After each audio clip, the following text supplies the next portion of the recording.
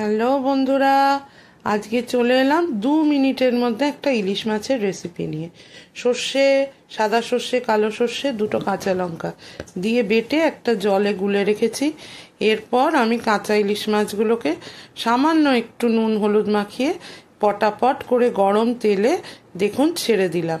এই রান্নাটা এত চটজলদি আর খেতে এত সুস্বাদু হয়, একবার ট্রাই করে দেখতে পারেন।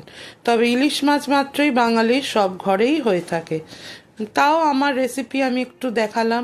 মাছগুলো সামান্য একটু ভেজে, জাস্ট একটু উলট পালট, সামান্য নাম মাত্র ভাজা যাকে বলে, দেওয়ার পর আর কোনো কিচ্ছু দেওয়া নেই। এবারে সোজা আমি সর্ষে বাটা, লঙ্কা, নুন হলুদ দিয়ে যেটা গুলে রেখেছিলাম, একটু শুকনো লঙ্কার গুঁড়োও দিয়েছিলাম, সেটাকে আমি দিয়ে দিলাম।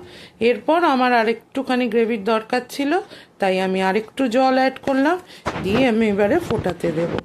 রোজকার জয়শ্রীতে আপনাদের সবাইকে আমার সুস্বাগতম।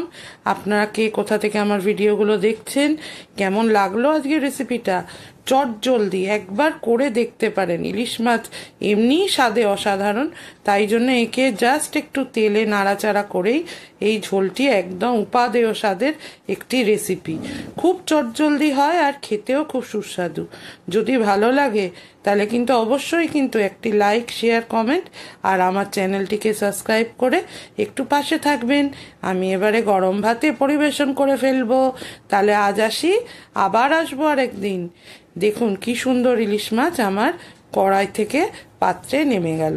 ভালো লাগলে অবশ্যই কিন্তু একটু জানাবেন আপনারা কে কিরমভাবে এই মাছের ঝোলটা করেন।